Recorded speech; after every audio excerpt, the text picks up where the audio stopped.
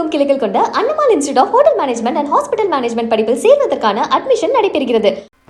தாவேக அரசின் அரசியல் பழிவாங்கும் படலமாக கைது செய்யப்பட்ட திமுக முன்னாள் அமைச்சர் அனிதா ராதாகிருஷ்ணனுக்கு ஜாமீன் வழங்கி திருச்செந்தூர் நீதிமன்றம் உத்தரவிட்டுள்ளது. அனிதா ராதாகிருஷ்ணனை சிறையில் அடைக்க கூறிய காவல்துறையின் கோரிக்கையும் நிராகரிக்கப்பட்டது. விஜயின் காட்டுமிராண்டித்தனமான அராஜக ஆட்சியின் அரசியல் பழிவாங்கும் நடவடிக்கையாக திருச்செந்தூர் எம்எல்ஏவும் முன்னாள் அமைச்சருமான அனிதா ராதாகிருஷ்ணன் நேற்று கைது செய்யப்பட்டார். ஆத்தூர் பேரூராட்சி அலுவலகத்தில் ஆய்வு மேற்கொள்ள வந்தபோது தாவேக அரசின் காவல்துறை அவரை கைது செய்தது. தூத்துக்குடி மாவட்ட காவல்துறை கண்காணிப்பாளர் அலுவலகத்தில் அவரிடம் 5 மணி நேரம் விசாரணை நடத்திய போலீசார் மருத்துவ பரிசோதனைக்கும் அழைத்துச் சென்றனர்.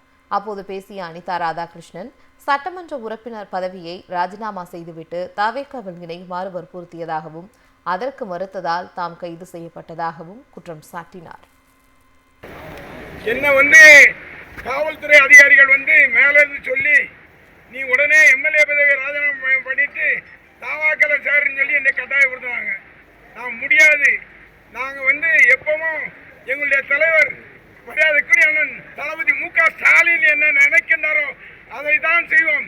எவனாலும் தொட்டு பார்க்க முடியாது. ஏன்னா நான் தவறு செய்யாதவன். இந்த தவறு செய்யாதவனை பொய் வழக்கு போட்டு அடக்கலாம் என்று நினைத்தால் ஒரு காலம் அடக்க முடியாது என்பதை வலுவாக நான் சொல்லிக் கொள்ள கடமைப்பட்டிருக்கின்றேன். காவல்துறை அராஜகம் பண்ணுது.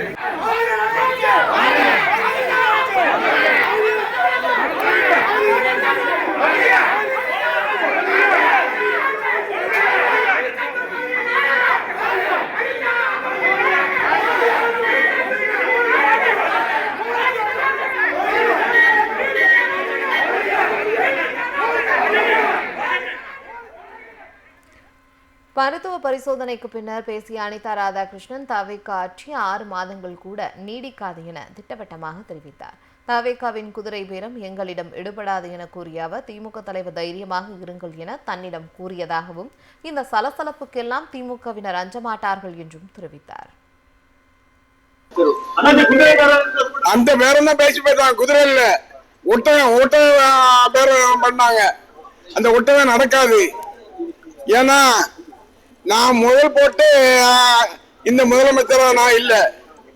நான் இருக்கிறது என்னுடைய கட்சியினுடைய தலைவர் மரியாதைக்குரிய தளபதி மரியாதைக்குரிய ஸ்டாலின் அவர்களுடைய எண்ணங்களை நிறைவேற்றுகின்ற தொண்டனாக நான் பணியாற்றுவேன் தவிர எதற்கும் அச்சப்பட மாட்டேன். சிறுவண்டத்தினுடைய சட்டமன்ற உறுப்பினர் அங்க என்ன நடக்கு? லாட்டரி சீட்டு வியாபாரம், கஞ்சா வியாபாரம் நடக்கு. அது இல்லாம அந்த கற்பழிப்பு கேஸ்ல அந்த சட்டமன்ற உறுப்பினரே இருக்காரு. அந்த சட்டமன்ற உறுப்பினர் ஏதாவது தொட்டி பார்க்க வேண்டாமா?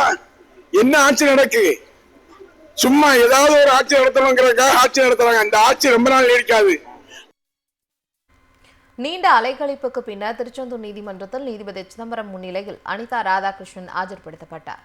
அவரை சிறையில் அடைக்க காவல்துறை கோரிக்கை வைத்தது. ஆனால் காவல்துறையினரின் கோரிக்கையை நிராகரித்த நீதிபதி சிதம்பரம் ஜாமீன் வழங்கி உத்தரவிட்டார். தர்மம் வென்றதாக கூறிய அனிதா ராதாகிருஷ்ணன் திமுகவினர் யாருக்கும் அஞ்சமாட்டார்கள். 6 மாத காலத்திற்குள் தாவேக ஆட்சி வீழ்ந்துவிடும் என்று திட்டவட்டமாக கூறினார். தர்மம் வென்றது.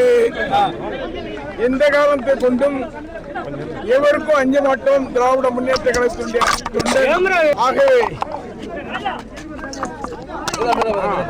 எந்த வகையிலும் எங்களை வீழ்த்திவிடலாம் என்று கனவு காண்கின்றார் என்று சொன்னால் எந்த வகையிலும் கனவு காண முடியாது.